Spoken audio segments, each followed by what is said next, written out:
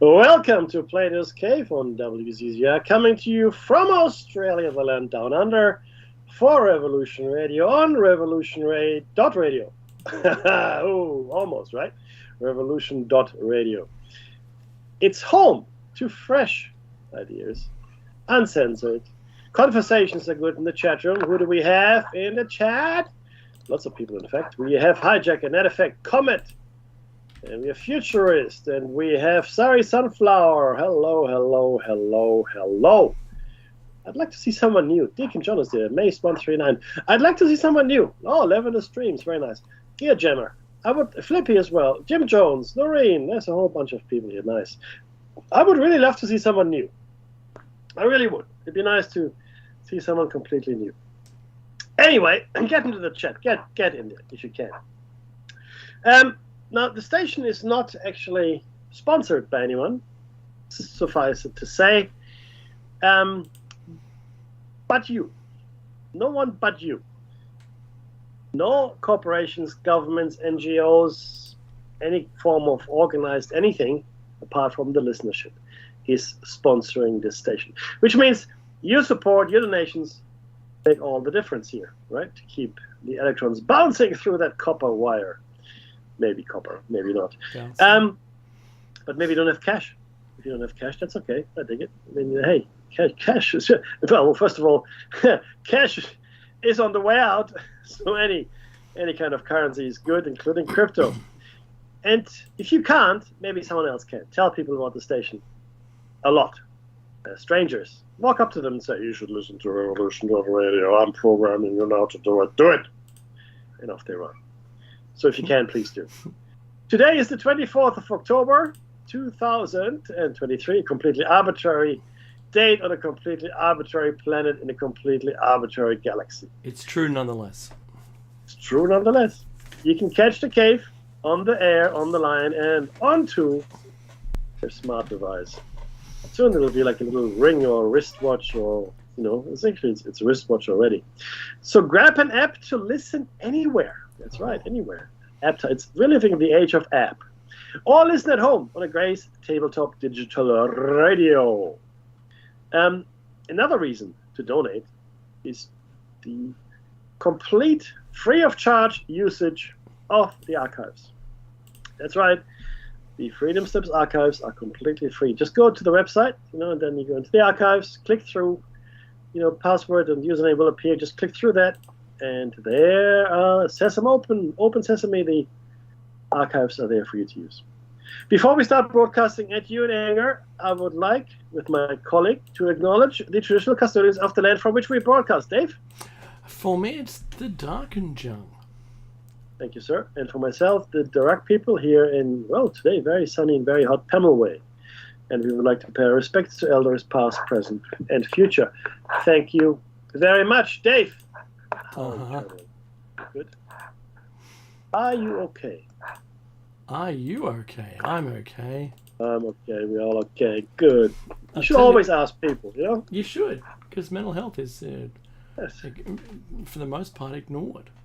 Yeah, I know, right? And I'm going to ask one question, Ricky. This is a good question, and it deserves a lot of thought. Yep. Why do we need so much mental health? What was it about our education, our upbringing, and our circumstances that we all became so stuck in a belief that when the belief is broken, we fall apart? I remember talking to my grandparents, and they went through some I'm going to say god-awful situations in their lives. Mm-hmm. 2 world wars, depression, not even peeling vegetables because of waste of time, because of waste of food. Yeah. If you cooked any meat, you kept the dripping because you spread that on bread because that's all you had. Right? And we've got access to everything. And when we don't, we complain. If someone looks at you sideways, you complain. If someone says speaks to you, in the wrong tone, you get upset. We've been mollycoddled. It's an Australian expression which means we've been packed in cotton wool and given a trophy just for being us. The truth is, and not everybody, of course. This is a terrible Bit of a generalization. generalization, yeah. But there is a generation of people, in the first world, right, mind you, which grew up entitled. And if you're white and male and live in the northern hemisphere, then you're part of the entitled generations. To the extent that you don't even know that you have no idea. It's not your fault. It isn't. But it is the truth. It is completely true. You are, this entitlement, or this unaware entitlement won't be noticed by you.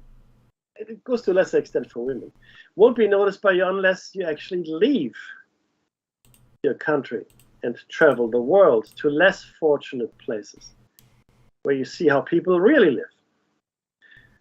The Roman Empire lived on the exploits of the empire. So Rome, the city of Rome and its surrounds that formed the heart of the empire in many ways, lived off the spoils of the rest of the empire.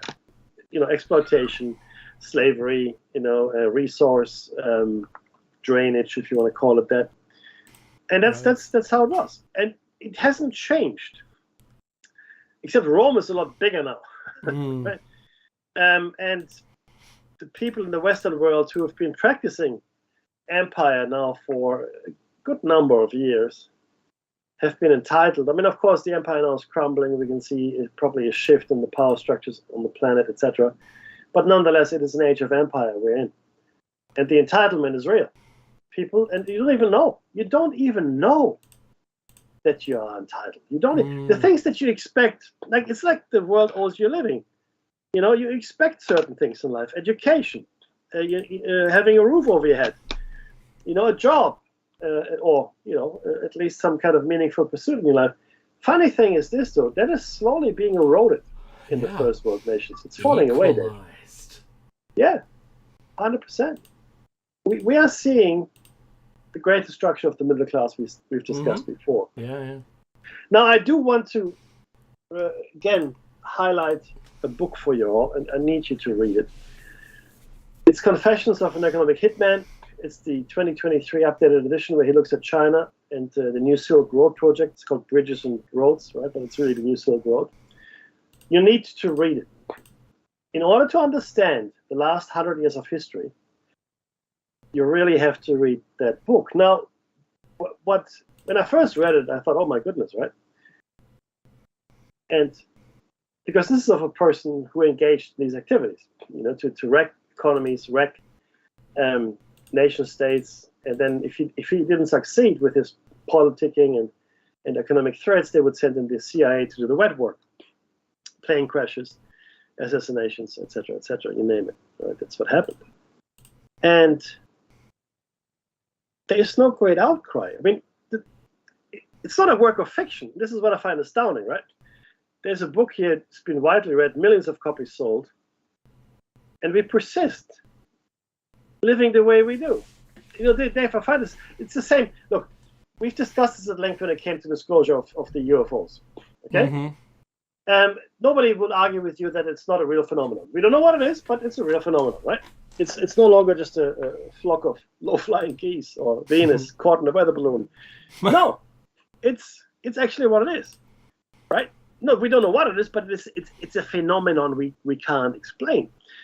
Similarly with other things as well, where you think to yourself, I mean, nobody would argue sensibly that America is not facing a massive drug problem in its middle class, if you will. The overprescription of painkillers has led to massive amounts of drug-dependent, soccer moms, really, right? Again, it's a generalization, but people of the middle class that you wouldn't really think of as drug addicts, but because when I say we, the American medical establishment overprescribed painkillers, That's what happened. What do you expect? And nonetheless, here we are persisting to go on with life as we do. Where's the outcry? Where's the outrage? Where's the rising up of the masses to shake off the system that is so clearly bankrupt, Dave? Where is it? Well, you know what? That's a super question. Yeah. Where is it? Do you know, at the fall of the Roman Empire, Mackie, what in Rome or thereabouts didn't collapse? The aqueduct? Say Rome and all of its wealth disappeared. Yeah. It appears as though it got vacuumed up by the Vatican, right? Oh, okay. Well, it was a Roman masterstroke to declare Christianity the state religion, because it was a new thing, and the masses flocked to it because it promised what the old religions really didn't: afterlife insurance. In the old religions, you would die and you go to Hades, the shadow world. It's not hell. Hades is just a world of shadows, and where you go when you die. It's not fun, but it's not heaven. It's not paradise per se, right? Whereas Christianity promises you paradise. That's brilliant. I mean, it doesn't matter how wretched your life is, you can always look forward to dying and going to paradise. So it was very attractive to a lot of people. And you're right. And then it was split into the East Roman and the West Roman Empire, and the rest is history, right? You got the Orthodox faith and the Catholic faith, and then it was further split. But certainly the Catholic Church and also the East Roman Church out of what is now Istanbul, or Constantinople, influenced the Russians and the Greeks and so forth, all the Orthodox sects. They took the place of empire in many ways, with the Pope. And you don't really get a much higher mandate than the Pope. So most emperors and kings and queens, etc., empresses, they claimed to be ordained by God. So God chose them to be the leaders. Because the thing is this, right? If you elevate yourself over the masses, unless you've got massive support, then how could you possibly stay there, right? I mean, what is the justification for you having everything and everybody else having not a lot, right? Well, there isn't one if you're a rational human being. But if you can say that God or the lady in the lake gave you the mandate to rule, what retard handing out swords? There's no basis for any form of government. But you needed that. You needed the mandate from God or the gods or whatever in order to rule. And then if you go, God. In fact, in the East, the emperors were the personification. They were gods. The Emperor of Japan, God. Emperor of China, God. A god, right? And similarly, the Pope, not a god, obviously, but directly appointed by Jesus to be the overseer, the go between the people and God. So you're my guy, Peter. His name was Simon. Simon was the disciple, and he took him aside, and he said, I shall call you Peter, for you shall be the rock upon which I built my church, blah, blah, blah, because Petrus in Latin means rock. So Peter actually means rock. It says the name, right? You're the rock upon which I built my church. And again, petroleum, petroleum. It's rock oil. Yeah. We're learning something. Well, learning something is nice. Stop it. Stop the learning. And I mean, that's a pretty strong mandate, Dave. I mean, Jesus told me I'm the guy, right? I'm the guy here. So it's always a guy. It's never been a female pope. I am. Ooh, was there? No, I don't think there was. Oh, there was a mistake once. Yeah, I think there was. And that's why they have the procedure now. So the incoming pope is wearing a very short skirt, dressy kind of thing, like one of those hospital gowns you've got to do up at the back, right? We like hot pants. And he's placed on a chair that looks like, well, that could be pretty handy to watch TV and, have a chamber pot beneath. You could poop into a chamber pot and still watch TV without getting up. But no, it's so that the bits of the Pope are visible as they pass the Pope over their head. Yeah. Oh, yep. He's okay. Keep moving. It's not glued on, is it? Give it a tap. Find out. But that's the thing, right? So you're quite right. The power structures that were put in place during the Roman Empire times, as far as the church is concerned, stayed in place and have persisted to this day. It is one of the most powerful institutions on the planet, still, and one of the richest, mind you. And there's a whole inner structure to the Catholic Church that is completely unknown to the rest of the world. It's a thing. It's a living organism. This thing, living completely outside the law of man, because they're of God. I don't have to listen to you. I don't bow to you. Who are you?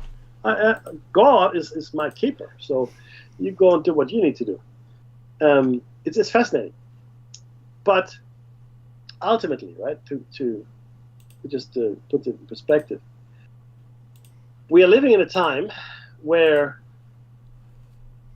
a lot of people are simply no longer able to take responsibility for their actions. To get back to our earlier point, right? Just not able to, Dave. They just can't do it. That's great. It really is, because it plays right into the hands of the parasites. If you don't take personal responsibility for your actions, you're already halfway to not voting, not caring what happens to other people. You know, I mean, I'm reminded every day of people's, what's the best word? Stupidity, ignorance. None of these hit it right, but I look around. There are simple things in life that make life really difficult and hard to tolerate other people. I'll tell you what they are. You go to a supermarket. You fill your trolley with your goods. Okay, you don't have a car. I dig it. You know, but then you push your trolley to your apartment or to your house. And that's okay. I mean, because it's a trolley, and maybe that's what you have to do to, get all the shopping home. I've got no issue with that. But then you leave it there. Or, worse, you push it into the park or into a pond or whatever. I mean, what at that point goes through your mind? Oh, yeah, I've used this. This is clearly a throwaway trolley, right? It's a one-use trolley which has no further use to anyone. So I'll leave it in the bushes here, or I'll push it into the pond, right? Yeah. Because it has no further use. I'll just throw it away. And I might as well throw all my other garbage away, because God forbid I'll take it home and dispose of it in the bin, which is just a couple of steps over there. I fail to understand what goes through people's minds when they do that. And that little act of civil irresponsibility shows me that our society is in a death spiral. Because if you don't have that civil or civic pride, take care of your own garbage, pick up your dog's poop, return things to where they belong, so other people can use it. Never mind the pollution aspect, but so other people can use it. Because if everybody did it, there wouldn't be any shopping trolleys in the supermarket. That's right. Let's be very clear here, right? There wouldn't be any. None. Zero. The ponds would silt up pretty quick. The ponds would become silt up with shopping trolleys. Monuments to our capitalist attitude of throw away everything. Now, the other point is cleanliness. Yes. So, if you don't leave something the way you found it, which should already be clean, then you're ruining someone else's experience. And then 100%. It only escalates. It doesn't get better. So, each one of those things... I mean, I know, Mecca, you've been to Singapore and it's a beautifully clean town, right? Yeah, you go to some... Let's go back 40 years. And we had a greater sense of cleanliness about ourselves. And one-use plastics weren't a thing. We were just coming into a world of one-use, single-use plastic. Yeah, yeah. Now I dead set think that we've single-used ourselves into the wherewithal that it doesn't matter anymore. Yeah. which is also a tremendous shame. Yes. I want to pick this up and I'll hand it back to you. There was an interesting thought that I saw the other day about horses, and that within a very short period of time, it was like 10 to 15 years, we'd gone from having a single motor car to not having any horses on the road. Very short period of time. And in fact, those horse lovers could only really use their horses on the track. So many things, horse lover. Sorry, keep going. Now, don't Google that. Don't. It might not be legal in your country. It's right saying good morning to all those people who are waking up to Dave McKinney's. No, sorry, Plato's Cave. So I'm going to say this, Mackie. I heard the thought that with the advent of EVs, that within a very short amount of time, the only place you'd be able to drive your fuel car is on a racetrack. Yeah. In the same way that the horses ended up on the horse track, the cars will end up on the car track. That's an interesting point. Because that's the only place you'll be allowed to drive them. Yeah, I can. You know what? I can see that. It resonated with me. I had to bring it up. Yeah. And look, ultimately, though, I think that's where it's going to go because, again, for a certain amount of carbon credits you can drive. Yes, that. But 200 years ago, there were no petrol stations. That's right. In fact, when petrol was first distilled and people had automobiles, mm-hmm. they used to buy their petrol or the benzene from the apothecary. That's right. Oh, like a quart of your finest gasoline, a half measure of cocaine, and some heroin. Why don't you give it to me? And that's what you would get. Because people were people and they were treated like adults. If they wanted to do something, then they could because it wasn't in any state. Yeah, that's right. But in a mere 100 years, because that's really how long it took for the automobile to become as popular as it is today, mm-hmm. the world changed. Streets, petrol station, drive-through, everything, a massive park. In America, in fact, if you haven't got a car, you're pretty much out of luck. Because you're stuffed, yeah, that's right. Because I remember walking through Orlando or even LA, not so much New York, mm-hmm. but any of these really spread out cities, public transport isn't great. And footpaths, they're there, but no one walked. No, I remember. that's right. I was in Orlando, right? Mm-hmm. And we took a taxi from the hotel to downtown to eat. And that was just the thing that everybody did until I realized it's just a 10-minute walk to the hotel. Yeah. But nobody would walk. And then I went to an outlet for fishing gear, like this. There was a huge outdoors outlet, whatever. So I went there, and again, nobody walked. There were massive parking lots, so they were full, and outlet malls as well, massive mm-hmm. parking lots mm-hmm. again, and just nobody would walk. And I find that astounding, Yeah, I've got one to a similar story. In California, around the Galleria, one of the largest shopping centres with a flat car park, no multi-story car park because the earthquakes, right? And you would park at the entrance that was closest to the first store that mm-hmm. you wanted to visit. Then you came out to your car and you moved it to the exit that was closest to the next store. Isn't that insane? Yeah, we say that because we live in the high-rise car parks, and I know Parramatta Westfield is enormous. Hornsby Westfield is also equally large. It's not a bad walk around Erina where I live, or Tuggerah for that matter. These are all Westfield shopping centres. Their designs are pretty good. You've got to think about what they've done now in the US. There's the trend towards having, yet again, open-air shopping centres with no roof. Okay. You're just walking down fake streets now. See how funny that sounds? Yes, Because we used yes. to like it in the olden days, right? In the olden days. I'm gonna also give you an olden day example of what people think is good for you. So, Mortine, which is a fly spray, when we were growing up, Becky, right?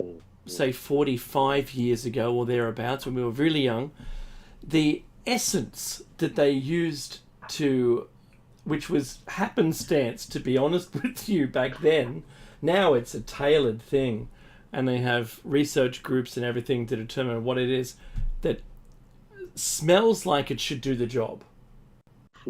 Not actually does the job, what it smells like it. And today, testing the highest believability in what should be cleansing is lemon.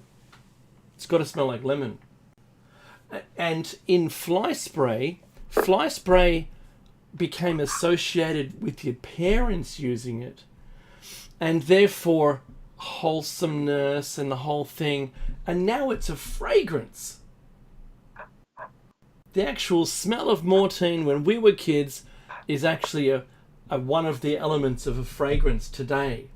Is that right? It's not it has no fly killing ability. I'm just going to put it out there. And it's basically the smell particles, right, or the way that it's constituted, is now the like trust, wholesomeness. You believe the person. It's really extraordinary. I think that's hilarious. I'm sorry. Those but I mean, focus groups, Becky, have done that to us. well, if it's a focus group, then it must be true. Oh yes, let's test it. Oh no, that didn't test very well. We won't go there. It didn't test well. Don't look up. So when you pick up your next packet of crisps, potato chips, if you will, in a not mylar, but a plastic foil bag, and you open them, and you don't look at the flavour on the outside, whatever it is. Don't look at it. I don't care whether it's salt and vinegar or plain or whatever. But don't use those ones. Use one of those other ones, whether it's cheese and onion or barbecue or some exotic flavour that they've got in some package. Close your eyes, take your first bite, and then you think what you think it is. The packaging is highly suggestive and says what it should be, but once again, the focus groups, they get a questionnaire. And when they've got random samples and they take a bite and then they have to tick, sample A had these flavour elements and I've identified those. And if it's majority, they go, wow, well, that's the flavour we're going to package it as. They didn't go out to make a specific flavour. They just went, well, this isn't terribly offensive, right? Let's see what people think it is. And then whatever they think it is goes on the packet. Ah! I kid you not. I ate Red Rooster roast chicken chips the other day. All right. Well, they weren't from Red Rooster. This was just a packet of Smith's crisps, right? And I'm eating them going, well, I know what it says on the packet. But honest, it kind of tastes a little like cheese and onion with barbecue sauce or something. In my head, analysing the flavour without being led by the packaging. No, I'm with you. I want to share something with you and our listeners, which I found endlessly amusing. I had a colleague who had a little lemon-shaped bottle, looked like a lemon with a little stopper. And I said, "Oh, what's this? Is this lemon juice?" No, it is not lemon juice. It is artificial lemon juice. It's never seen a lemon in its life. And I thought to myself, because I mean, I don't know if you know this, but I had lemon trees growing up. Me too. We planted. You plant one, they just grow like wheat, and you get lemons within a few years, and then you get a lot of lemons. Okay, you just get lemons galore. But I'm thinking to myself, who was the genius that thought it was a good idea to create artificial lemon juice? I mean, what's the point? I don't understand. It's like, here it is. A lot of chemical engineering would have gone into it. Oh, right? yeah. And it's lemon-like in flavor. and he was saying, oh, it's gold, it's gold. I said, Matt, why don't you just get a lemon and squeeze it? I mean, it's not like there's a scarcity of lemons. That's right. And from memory, it was more expensive than a lemon. But it gets better. No, it actually gets better. This is something that I learned about some years ago. Maybe I mentioned it on the show before. Mm-hmm. But some years ago, the Chinese cracked down on, you know how in China a lot of things are, I guess, faked or forged. It's like the fake watches and the fake Gucci bags and the Fendi bags and whatnot. I mean, they're still made in the same factory, right? Maybe slightly less quality, but they don't command like $10,000 a bag. You get them for $50, it's just the most right? experienced kids output. Yeah, well, that's right. But I mean, we know about that, right? I mean, there's a whole bunch of these fugazi, these fake things. Yeah. But this took for me the cake. So Molex, that's real, right? it's a real Molex. Oh, look, it's a Panasonic. No, but see, this genius. It was a man, clearly. A man came, or maybe not. I don't know. But he thought, oh, well, we faked pretty much everything else. What else could we possibly fake at a profit?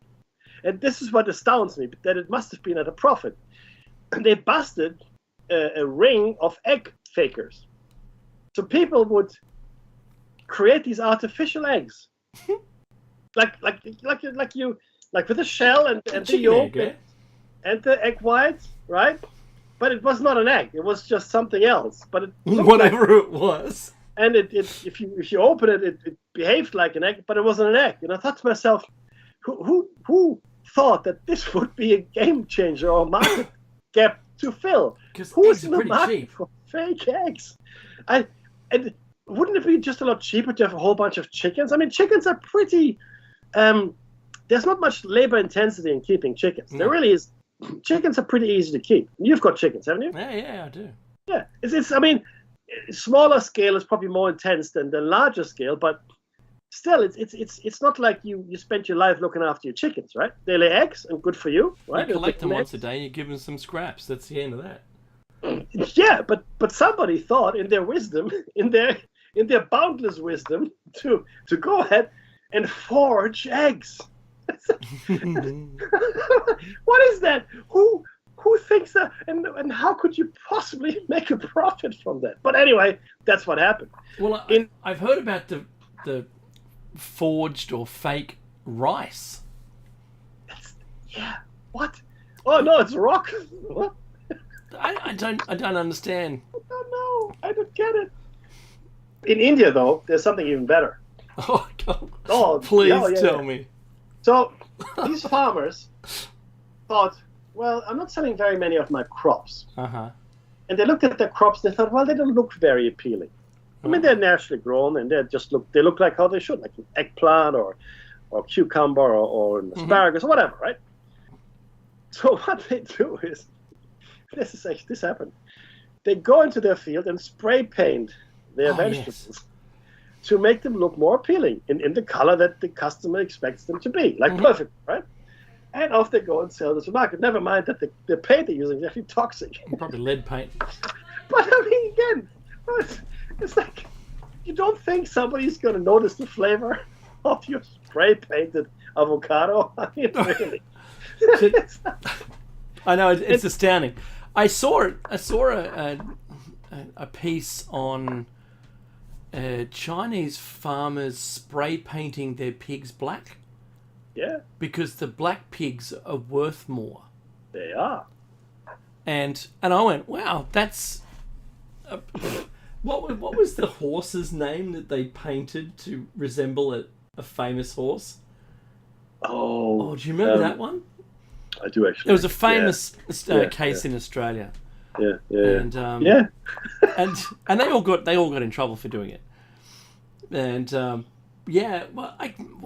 I mean, you can't sell the black pig as meat because no one's going to tell what it came from. And if they were to cook it, they got, oh, what's that really weird smell? It smells like burning paint. If you're trying to make crackling, right? Wow. A bit of degreaser there, and a pressure wash, and suddenly you've got your pink pig again. So look, it does get me going on the fake everything, and yes, it's extraordinary that they could do that and do it cheaper than the actual thing. Yes, that still astounds me. Yes, it again. What's next? I mean, really. I mean, ultimately, everything will be faked. Yeah.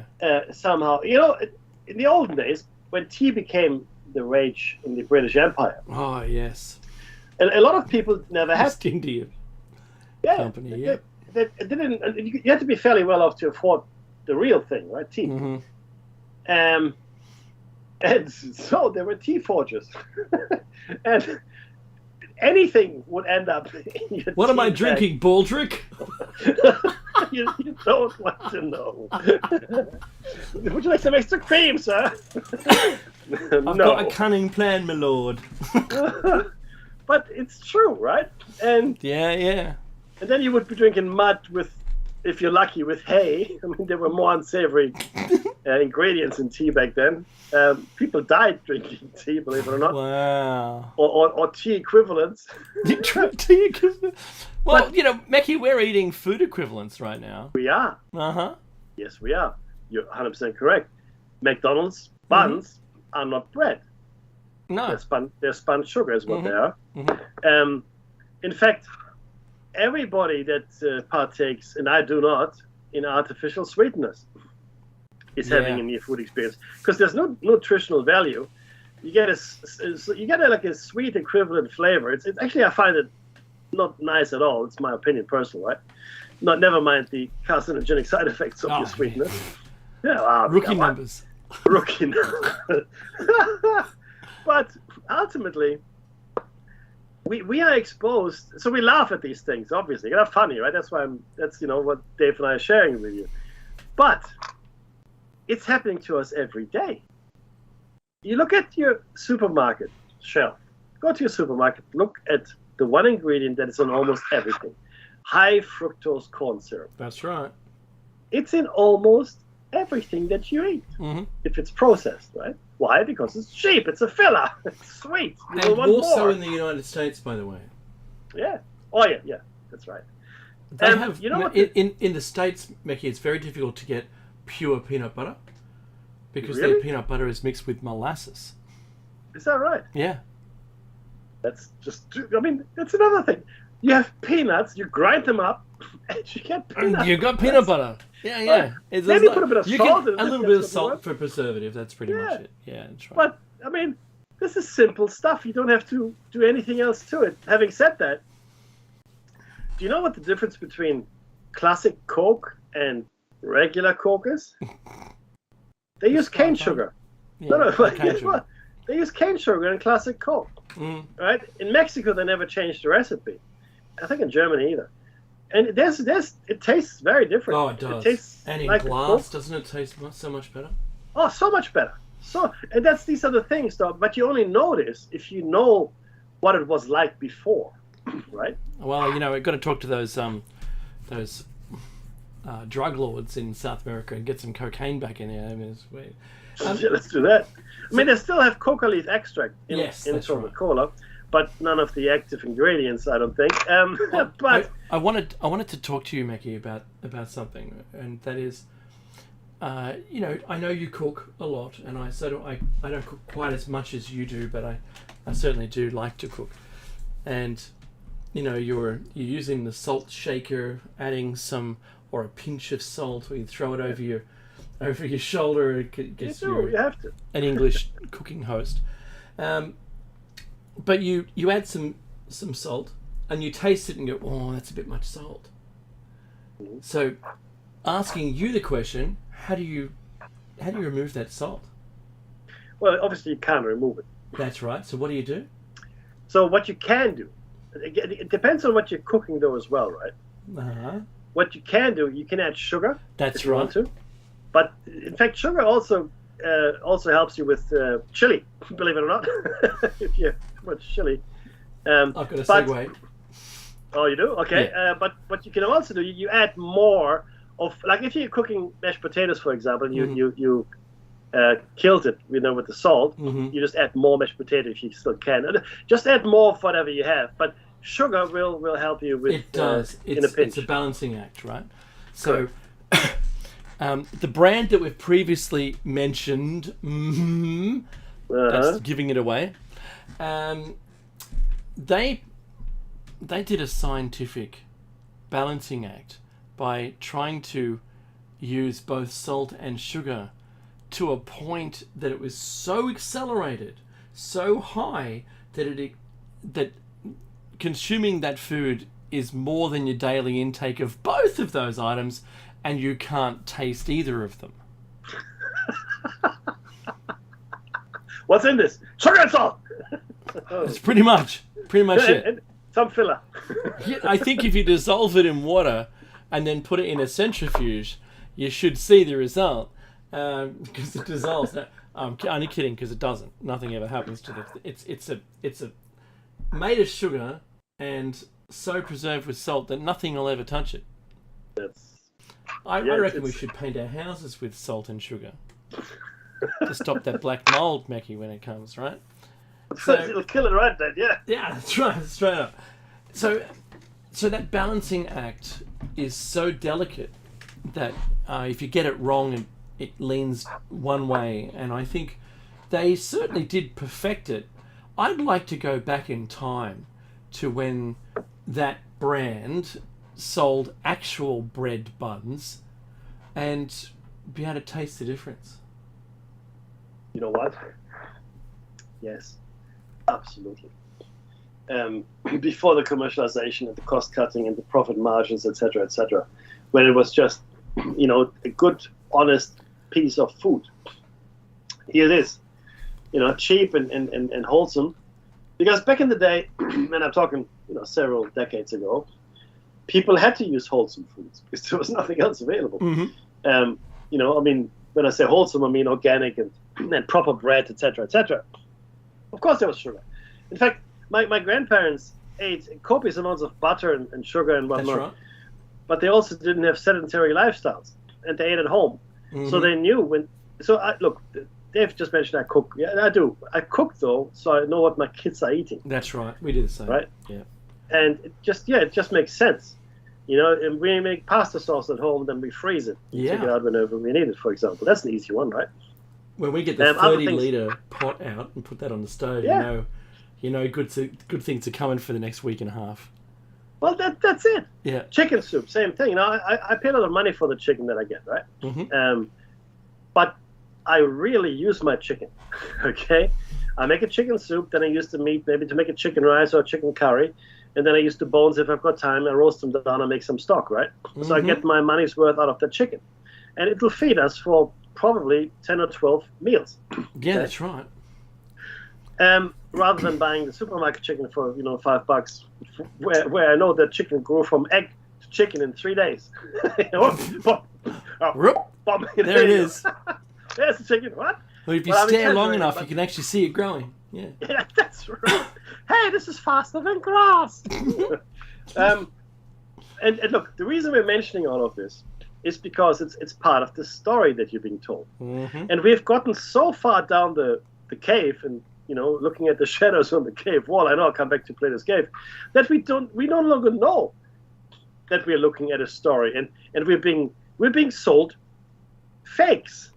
Yeah. All day long. Now you might think it's ridiculous that people would fake or forge eggs or spray paint vegetables or anything of that nature, right? It's funny, but it's happening to us every day. Remember guys? the honey epidemic, Mickey, where they were faking honey? God. I mean, isn't there nothing easier than having bees that make the honey for you? You'd think so. Yeah. It was a big brand. It was a big brand. Yeah, it was. Yeah, that's right. Okay. Mm-hmm. Now, you think to yourself, what compelled you to just turn into sugar water. I mean, Mm-hmm. seriously, it boggles the mind, right? And it's all driven by greed and the profit motive, There's got to be a profit right? in it, yeah. Right, and that's really the issue. Now, I'm watching Billions at the moment, right? Mm. I hadn't watched it before, How is and it? honestly, it is actually really good. And I'm in season 6, and one of the protagonists, Paul Giamatti, he plays an attorney general. I had no idea, but his crusade in this season is billionaires. He says the billionaire class is unethical; they're criminal by definition. And I thought to myself, that's what Dave and I have been saying for quite some time now. And here's the show Billions, where one of the, and he's the Attorney General for the state of New York, where he has made his crusade to go after the billionaire class because he declares them unethical and criminals by definition. You can't get to 10 figures, he says, and keep a clean conscience. It's not possible. And that's my argument, has been all along. But only now have I watched Billions where I see this argument being made as well. Now, the show, the 6th season, started after you and I talked about billionaires as the problem, as a great. We can't afford the billionaire class anymore. Essentially, we've been saying this for a number of years now, and we've saying it before that season 6 was made. Now I wonder if somebody didn't get some inspiration from Plato's Cave or The Shiny Side Out or whatever. And it'd be nice to think that. I like to think that it might have done that. That's just it makes me feel better about the whole thing. But it is worth watching if you can stick with it. The characters are very interesting. But this crusade really, I thought, oh wow, that's something else. There's one other thing though, Dave, I wanted to mention. And over, geez, oh my God, I know, 10 right? minutes. Oh my God, I don't know where the time goes. But it's funny when Dave and I meet up, and obviously in the past we did more because we worked together. Time would fly as we talk as well, which is totally. what this is. We've got superstorms, super heat waves. We have to invent new categories for storms, right? And all kinds of weather events that are just massive or more intense than they ever were before, right? Mm-hmm. Now, there's a new one I came across today, and you know what it is? It's now a super fog. A super fog in New Orleans or near New Orleans. There was a massive pileup, 158 cars piled up, and 7, maybe more people now have died. And thick fog and fumes from multiple marsh fires, etc., mingled to reduce visibility and created a super fog. Wow. That's just a new one for you to put into your vocabulary, the super fog. Because we had the wildfires and the crazy wildfires in Lahaina and all that, right? Yep. And now there's the super fog. I mean, how many more superlatives can we possibly get? What's next? Super hyper giga ones, Mackie. I'm waiting for those. It's fog cut. That's what it is. There was more flooding in China. There was flooding in Europe again. There's we broke a new October 24th record today, exceeding the temperature of the maximum that we've had, which I think was 2011. We hit 34 degrees in Sydney. Yes. And look, I was watching, Mackie. I think you might think this is funny. I was watching a video where there's people still saying that the planet's getting colder, and they cherry pick 1 or 2 events on the entire planet that said something was cold, ignoring everything else. That's a little confirmation bias, if you ask me. I think tomorrow we're going to get snow in the Southern Alps because of high altitude, very cold air. But right at the same time, we've got a fire danger, which is into the extreme. We've had 42 degrees up the north end.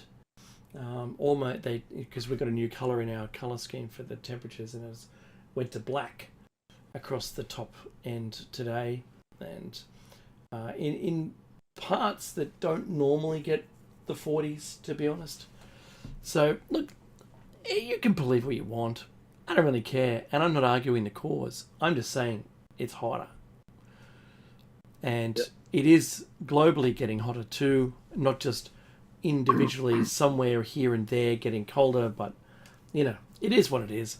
And people are what they are.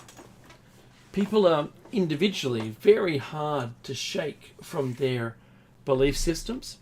But I think the media, Mickey, is doing such a great job that we're ignoring a whole bunch of stuff. I said today, when someone was talking about, all this stuff with, Israel, and I go, well, yeah, that's interesting. And the one guy immediately across from me goes, did you know there's wars that don't make the media? And I go, yeah. How about Yemen and Saudi Arabia? He goes, oh, yeah, how do you know about that one? Well, I've been tracking it. That's how I know. It's been going on for years. No one even mentions it. So there was one awake person on the other side of the table, let me tell you, at lunch. So I was kind of impressed that someone else knew. But this is what I find, Mickey, and I know we've got some combined friends that are awake too, not woke, but awake, who are seeing the same thing. And there's more people that I meet who question, without believing, question everything, which is good. It's a good start. But it's where do you get your info from? You can't just watch the shadows on the wall. You can't believe the single narrative. You've got to get a really broad range of news, and you've got to be careful of being astroturfed about whatever you look at. And citizen journalism is one way, but that's usually biased. Yeah. So not only is the media biased or slanted, right, for their demographic, but you'll find, it's very difficult. If you watch something with the sound off, then you can remove some of the bias. But if all you're seeing is the same thing over and over again, then you're going to develop a bias as well. Yeah. 100%. So, yeah, do try. Put every effort into be discerning. But see, there has to be a will to be informed properly, right? Because look, people are people, and people like to be confirmed, and this is what confirmation bias, in their beliefs.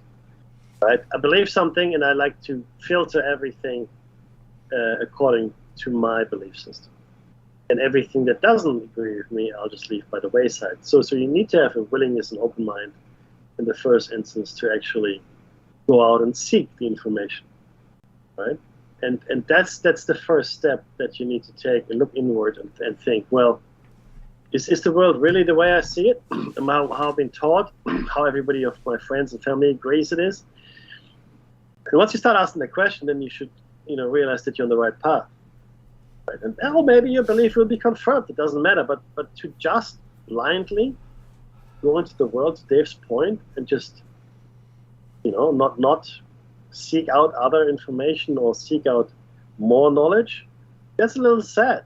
Because, how can you possibly understand the world that you're in if you don't make a bit of an effort?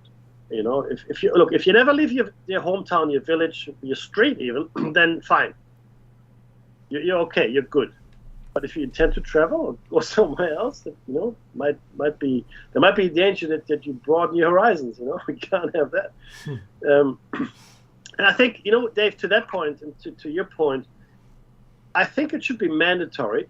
I know it's a pipe dream, but it should be mandatory for each person, young person, to travel for a good part of a year. Let's call it a year. Walkabout, Mickey. Yeah, like a walkabout. That's right. A gap year. In Germany, once you had finished your apprenticeship, you would have to go and leave wherever you were from, wherever you finished your apprenticeship. It's called a Wanderjahr. You would go out for a year or so and just try to survive on your trade. Really, that's what the purpose was. But you would also go and see other things. The further off you went, the better off you were, I guess, in your life. And travel and experiencing other cultures and understanding that there's more to life than what you know is probably the greatest gift that you could receive. To understand that the world is really very multifaceted, and people have opinions that are completely contrary to your own, but they believe them just as much as you believe yours. That's right. Right? And that's, oh, you got to be kidding me. Okay, look, thank you very much for allowing us into your life for this very brief hour. Don't go anywhere. Okay, there'll be something happening. Don't touch that dial, the button, whatever you do on your phone. This has been Plato's Cave. Thank you very much. And most of all, be safe. Hola musica.